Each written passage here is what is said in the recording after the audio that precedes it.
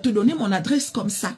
Éventuellement, on va faire simple, on se donne rendez-vous au carrefour. La fille dit que, ah, mais quel carrefour? Oh non, tel carrefour. La fille dit que, ah, comment tu peux dire que on se donne rendez-vous au carrefour alors que tu veux que je vienne te coiffer? Oh oui, pour moi c'est mieux, je ne peux pas donner mon adresse comme ça et tout, nanani, nanana. Et à côté de ça, là où j'habite, ce n'est pas vraiment facile de connaître.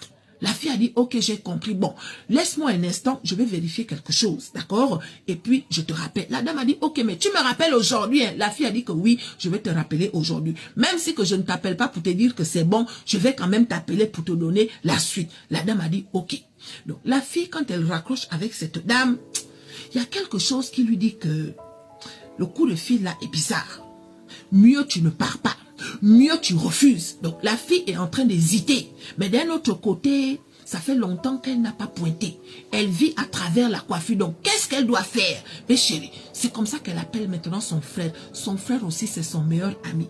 C'est le genre de frère avec qui on s'entend bien, avec qui on partage tout un genre. Donc quand elle appelle son frère, elle parle avec son frère de tout et de rien. Et c'est comme ça qu'elle explique la situation. J'ai reçu un coup de fil d'une dame.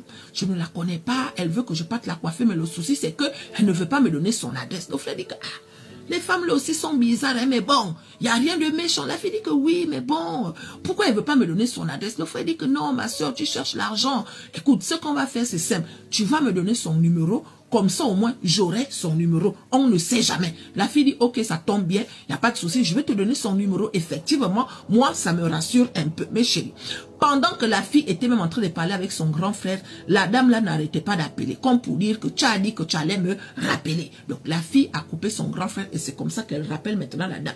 La dame lui dit que, mais madame, vous avez dit que vous allez me rappeler et tout, nanani, nanana. La fille a dit que oui, je suis en train de faire quelque chose.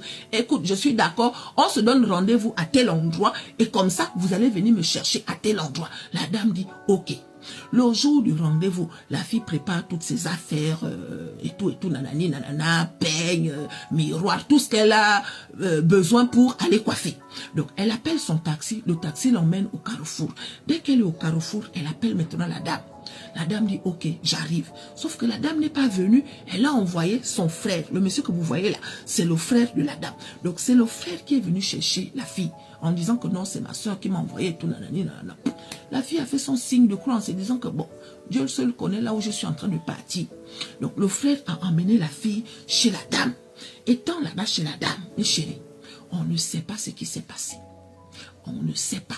On sait juste que le frère de cette fille-là, vendredi vers minuit, il a essayé d'appeler sa soeur. Mais apparemment, le téléphone était fermé. Samedi, il appelle sa soeur. Apparemment, le téléphone